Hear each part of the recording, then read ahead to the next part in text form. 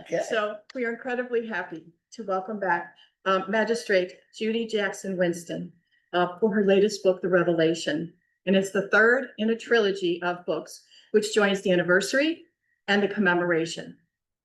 Our friend Judy has been a magistrate in the Cuyahoga County Domestic Relations Court since 2017, but she's also a licensed independent social worker and, of course, an attorney.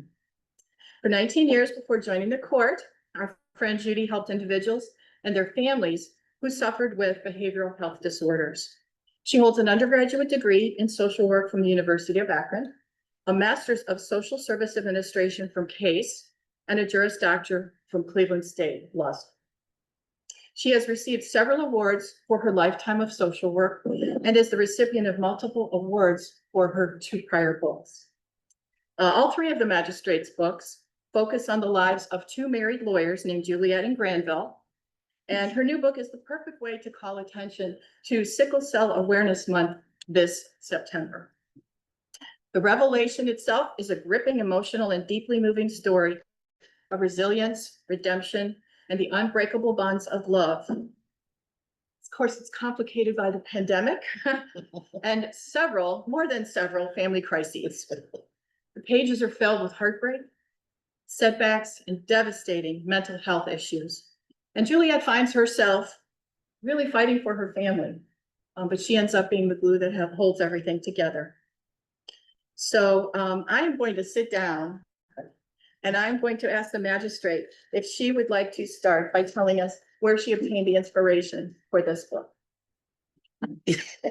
Well, I think that I obtained the inspiration because I've worked with so many people throughout my career, and mental health is a huge theme throughout my novels. And what I want people to know with my themes is that mental health is healthcare too. There's a lot of stigma around getting treatment if there's something going on. And we always try to portray ourselves as being strong. And having an issue doesn't mean you're not strong. Actually, it's probably weak if you need help and you don't go and obtain it. So I really wanted to try to get people to be more aware of that. In my second and third books, I decided to introduce a sickle cell theme as well as a human trafficking theme. I started with the human trafficking theme because in Ohio, we have one of the highest rates of human trafficking, and people are just not aware of that. When I worked at the Adams Board, I had the occasion to work with several human trafficking victims. And I want people to know that human trafficking is not always sex. There are people who are forced to work. I had a client who was forced to make Chinese food for 18 hours a day. And he wasn't paid. I want people to understand that human trafficking is slavery. It's just the new slavery. And then I introduced the sickle cell theme because me and my husband, Douglas, that's my husband, isn't he cute? He loves it when I make him blush like that. We have a daughter who has sickle cell disease. And my dad passed away from sickle cell when I was 8. I also lost 2 aunts and an uncle. And I presently have 2 nieces and a nephew who also have sickle cell along with my daughter. It's very prevalent in my family. But what I want people to know is that my dad died of sickle cell anemia. My daughter has a disease called hemoglobin SC. Until me and my husband found out when we were expecting that she would have sickle cell disease, we never heard of it before. So I want people to know that there are different types of sickle cell disease. And I thought this would be a perfect way to get the information across. I hope I answered the question. Oh, that was great. I don't want to interrupt if someone else would like to ask a question, but I have some seed questions. Anyone have anything right off the bat? Yes. Are any of your characters based on people that you know or? Everybody asks me that because when they read my books, they go, who are these people? It's fiction, but I would say that my characters has a little bit of everybody that I've ever met. There's always going to be pieces of yourself, pieces of people you know, but no specific person. My books are set in Cleveland. because I really want to shine a light on our city. Cleveland is awesome. Sometimes we get a bad rap, and that's because the people who give us a bad rap never been here. If you come to Cleveland, you love Cleveland. We don't want too many people to know though, because everybody start coming here. Okay? And making our cost of living go up and making our traffic bad. Okay, so it's easy to get downtown. It takes me 20 minutes, 25 minutes. A lot of cities who are major cities like ours, it takes them hours to get to work. So as a follow-up to the judge's question, there are a lot of Gs and Js. I know. So And somebody, my editors yelled at me really badly after the first book because there are too many. But in my family, just so you all know, everybody in my family's name start with J. That's where it came from. So my mom did that, and I did that with my children as well. But when you're writing a book, it probably wasn't smart, but by the time I already wrote the first book, those are the characters, so I had to stay with it. But in the third book, I tried to get completely different names because I got yelled at by my editors. you have to tell everyone too about the names of the chapters in your book. The names of the chapters in my books are after songs. So at the end of the book, you will find out that there's a playlist for the book.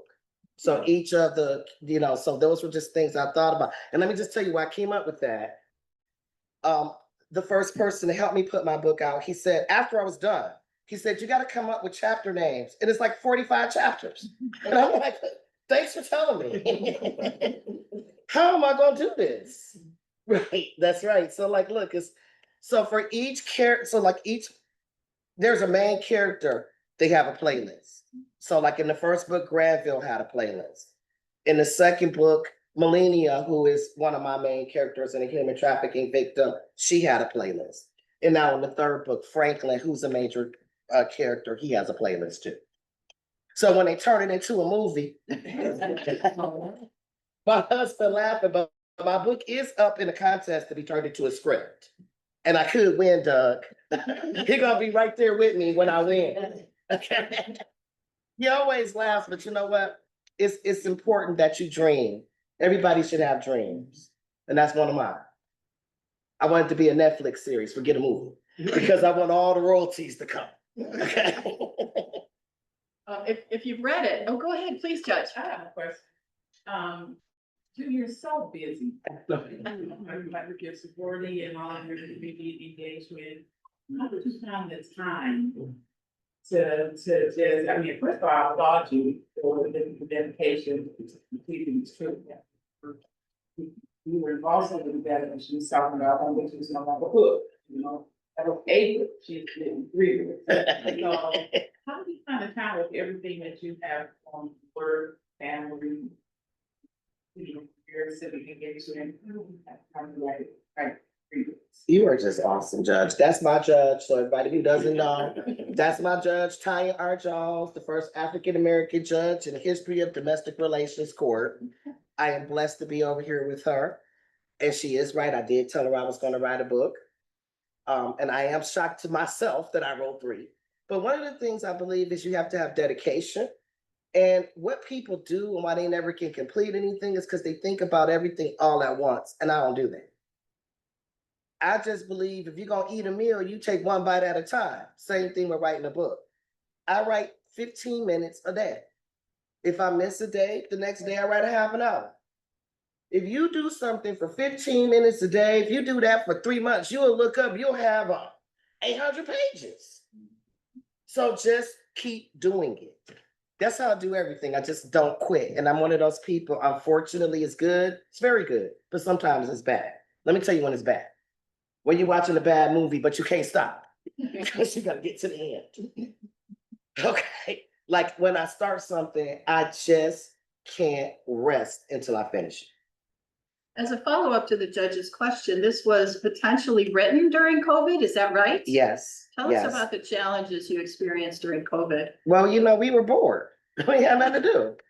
I'm a very social person. I always go out, I do things, I visit with people. We couldn't go anywhere, we couldn't do a lot. And I'm gonna be honest, I feel like we had a lot of free time. It's important that, to me, that you look back when you have this kind of time to see what you've done with it. I just can't stand just having nothing done. And I love TV and I love movies. How many movies can you watch? How many Tiger King? Remember the Tiger King came out during COVID? Like, how many episodes of that can you watch?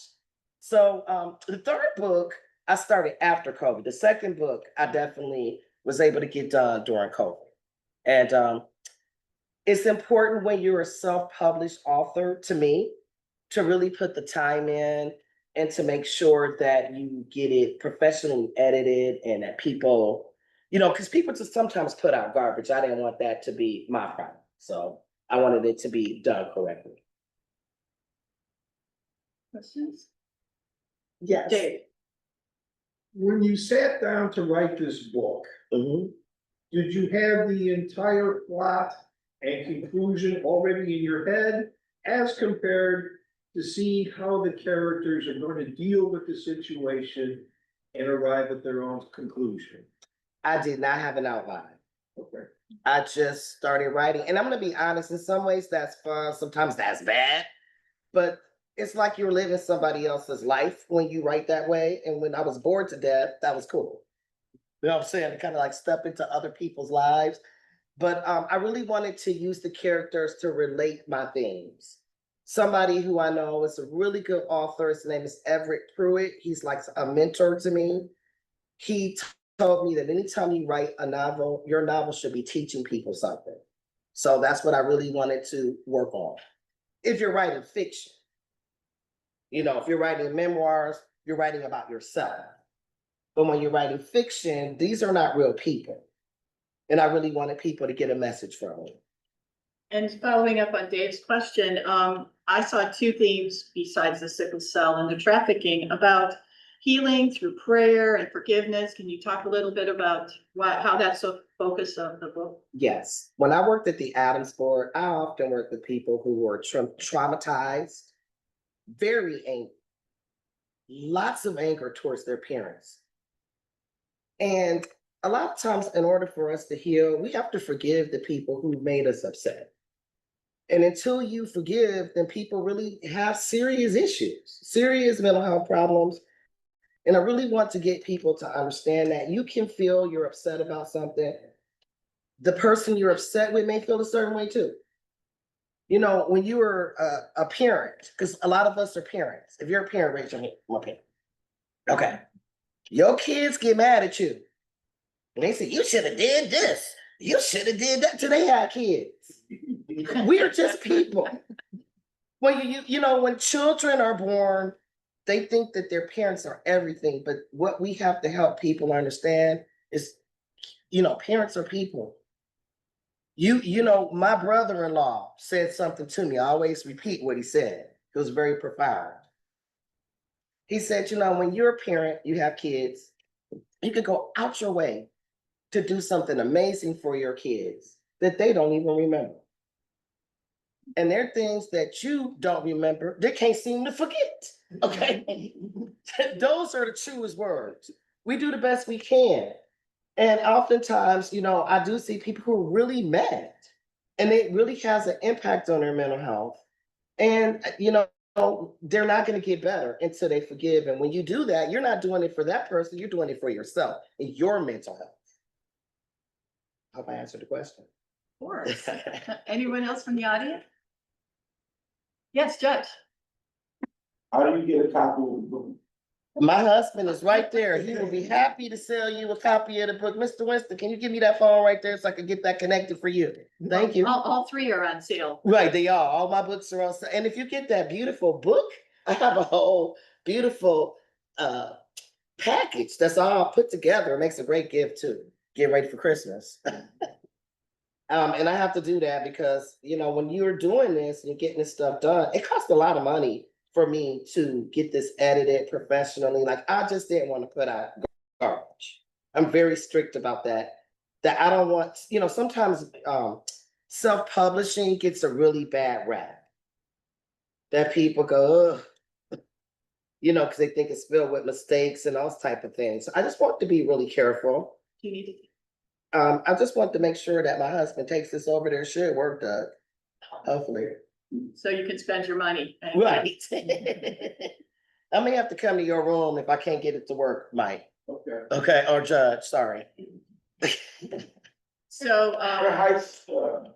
Yeah. Right. That's right, the tiger. That's right. all those cooking videos online. That's right. Oh, there was so much. That's right. Okay, I don't know if anyone else read the book, but everybody in the book has a pretty darn good libido. And No? Oh, yeah, Okay. yes, they do. Well, Melania was a human trafficking victim, so but- I don't know if I would say it was libido, she was forced, No, but no, I mean like Franklin and Juliet, you know. they have a happy life. Okay.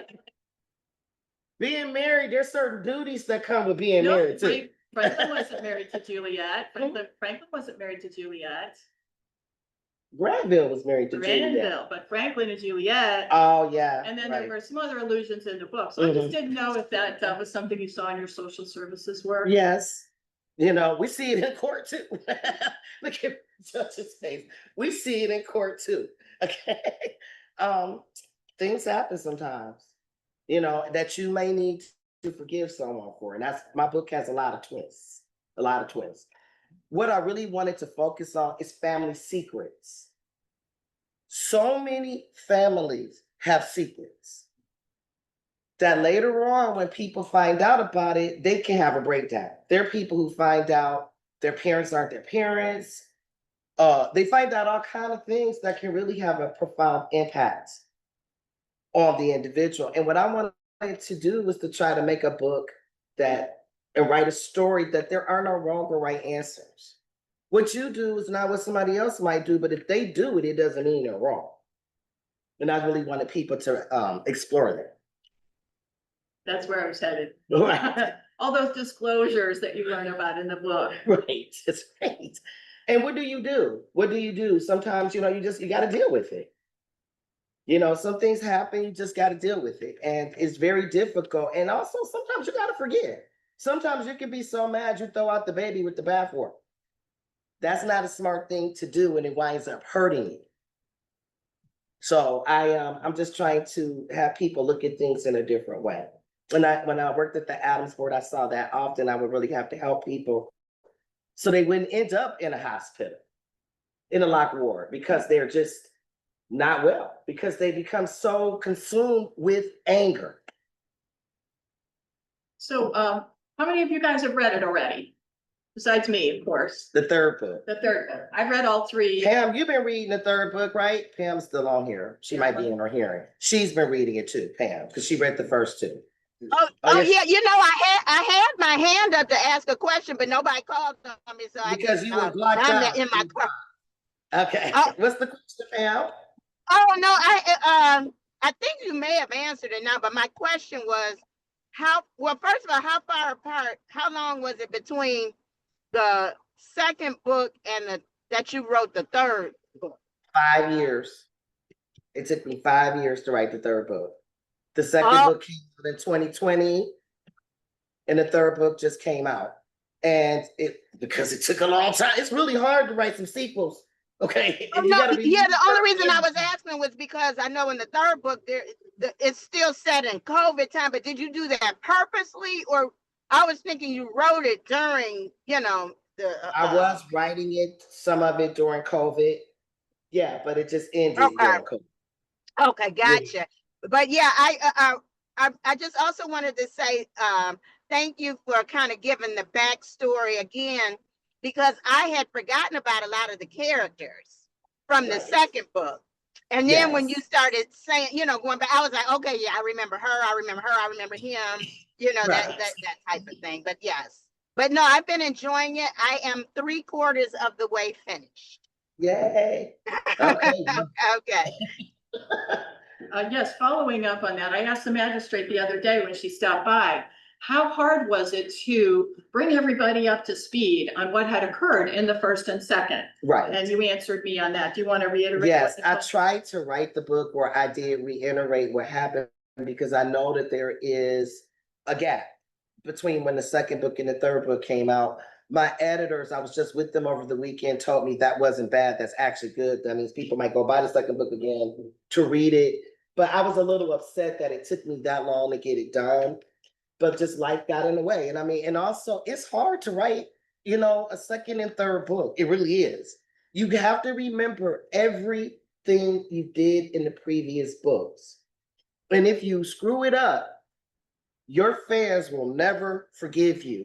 There's a book by Sister Soldier called The Coldest Winter Ever, one of my favorite books. She wrote a second book and it was awful. It was just awful. She did not, I mean, it's like she just forgot what happened in the first book. And she got a lot of flack for that. And I just didn't want it. Yeah, okay. Yes, Charles. My first book is on Audible. That's a great question. And actually, what I'm being told, I actually was at a book event 2 weeks ago. And I was setting up my table, and this other author ran over to me and said, "Oh my God, I never met this lady before. I can't believe it's you." And I'm like, "Okay, who are you?" And she said, "I'm listening to your book right now on Audible." And it made my day. She said that my picture came up when she bought it, and that's how she knew how I looked. And she saw that it was me. And she said Audible's been advertising it. So I'm pretty happy. And Janessa.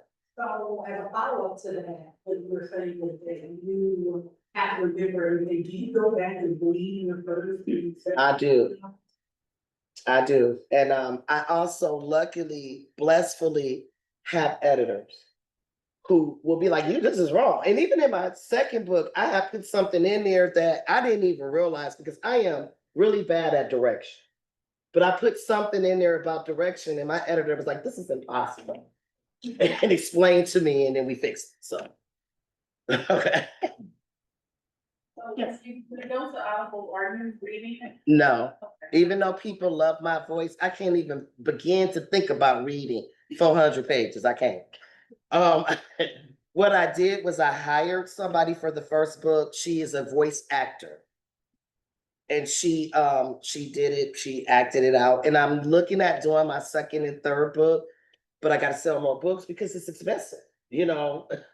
But I just wanted to make it so that more people can have access to my novels. And if you buy Judy's book, she'll sign them for you today. That's right. I absolutely will. Gotta put a plug in. Right, that's right. Thank you. Question? Yes. How satisfied or surprised were you about how the voice actor interpreted your book? I was pretty happy. She did a good job, except that in my book, my first book, I talk about NAMI. She called it NAMI. I had to tell her this is wrong. You got to go back and cut. She said, "Well, what is it?" So I had to explain to her it's the National Alliance for the Mentally Ill. She was calling it the wrong name, but she did a good job. And and I went with the company. They guarantee that if their actors do this, that they can, that it'll be done correctly and that they will get it on Audible. Because if I do it, I'm not good with technology. I'm lucky I got Doug over there because he really helps me because I am not good at technology. I got kids where I would be in real trouble.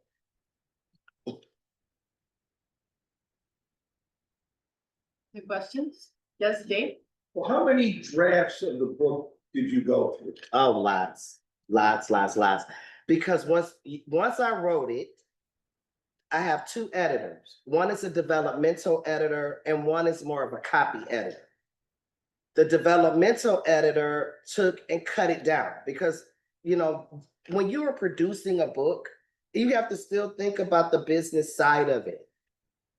If I write an 800-page book, I'm gonna lose money because printing 800 pages is a lot. Nobody's gonna pay $40 for a book.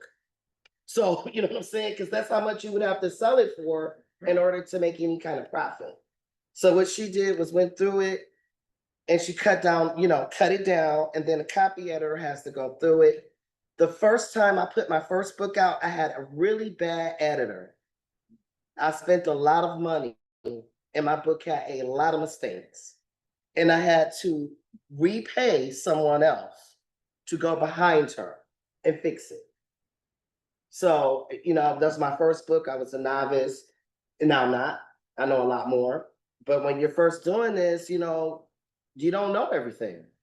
And I just want to say my book covers, except the third one, were made by somebody who lives in Cleveland, who runs our methadone clinic. but he became ill and couldn't do my third cover, but they took the same, I got somebody else who took that same style. That person went to school with Doug.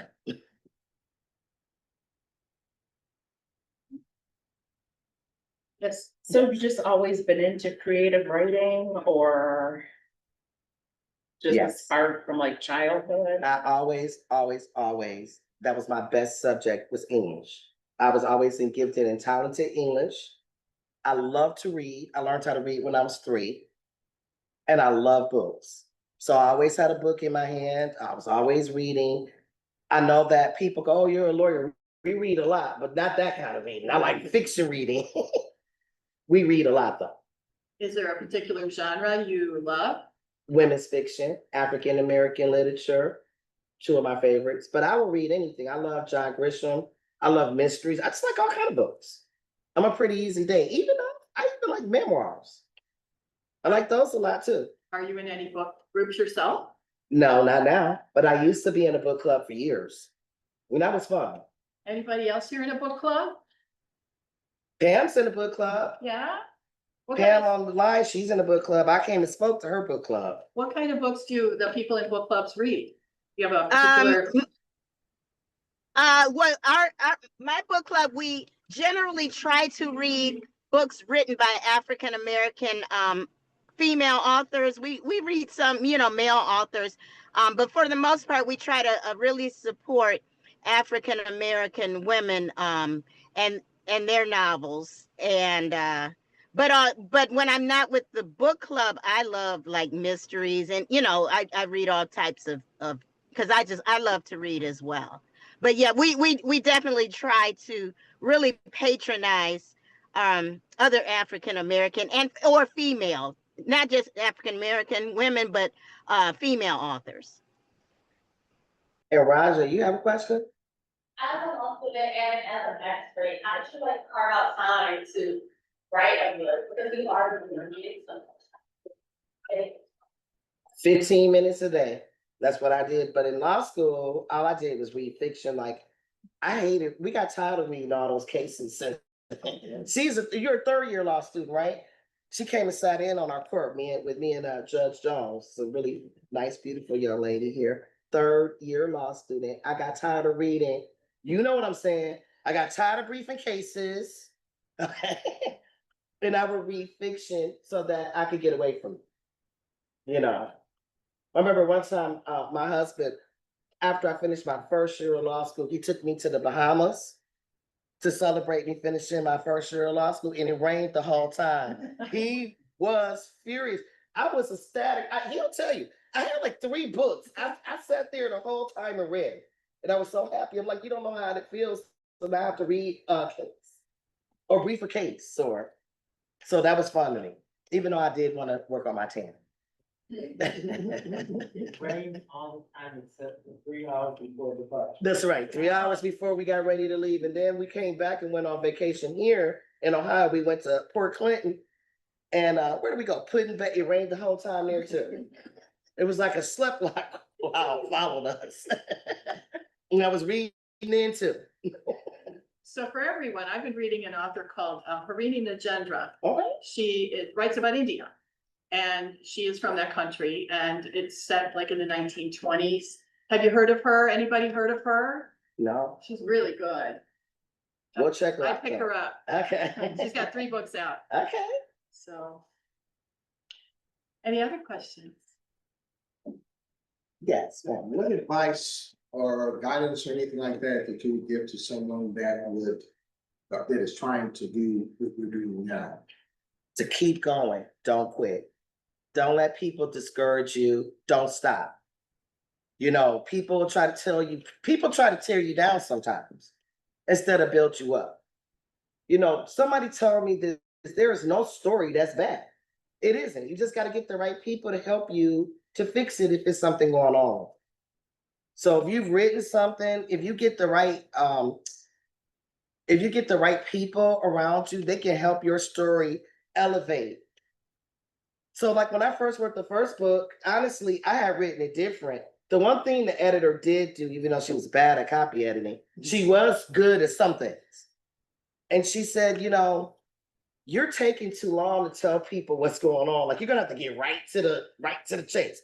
So some people don't like that. People go, oh my God, I started reading and 20 pages in. I'm like, oh my God, but what she was right about one thing, you have to grab your reader before they decide they don't want to read your book anymore because it's taking too long to get to the point. But just never quit. There are people who get in writing groups. I didn't do that. I just do it on my own. But some people do. There's all kind of writing groups. There's a Cleveland writing group is read by Dave. His name is escaping me, his last name.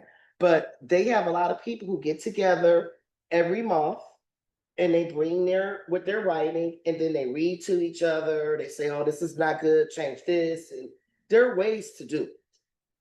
And there are even online groups that do that as well. So I just say never give up. And that's what I think sometimes people get discouraged when if you get with the right group of people, you can always be encouraged. So did you know you were gonna write 3 when you started number 1? No. And it's so funny. I was just with my editors. They're trying to get me to do number 4. And I'm like, no. Well, that was my next question. What's on the horizon? I'm going to write something else. I think that the next time I write a book, it's going to take me a little bit of time. It's going to be about divorce. Because even when I worked at the Adams Board, what I saw was that there are people who have what I call divorce trauma. And my judge has a wonderful program called Families First. Janessa is our coordinator. And it is for people who are experiencing behavioral health issues. While they're going through a divorce. It's a wonderful program because this is real. They say that death of a spouse and divorce are the 2 most stressful things that can happen to you in a lifetime. A death of a spouse first and a divorce second. There are people who develop mental health problems because they're going through a divorce. And I really do want to explore that a little bit more, but it's probably when I retire that the book will come out. Okay. So nobody's bothering me about it, but it will be fiction. So I'm gonna say that. It will be fiction.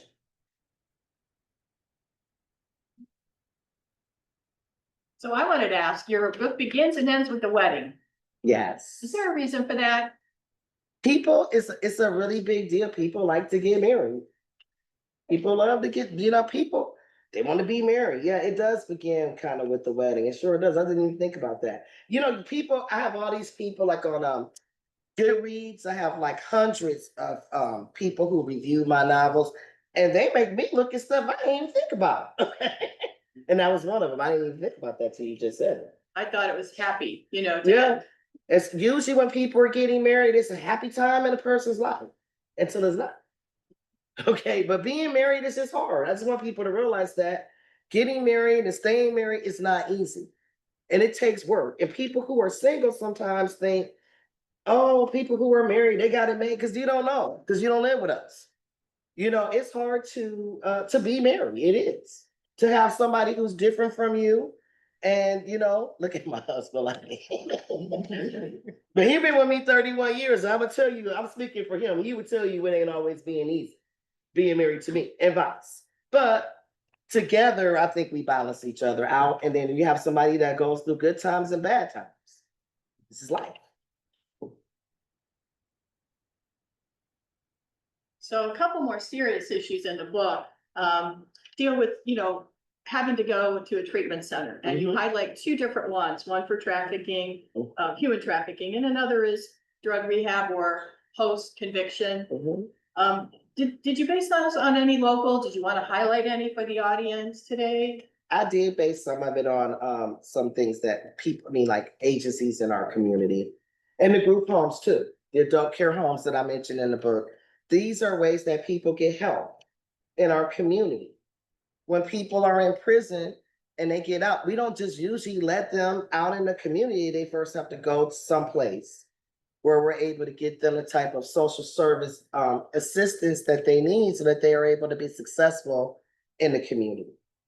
And then for drug rehab, a lot of people think they can do this on their own and you can't. People find that out. So I really wanted to kind of bring that 12-step model in so that people see that. And it actually does work. And I mean, in my second book, I think I talk about somebody has a sex addiction.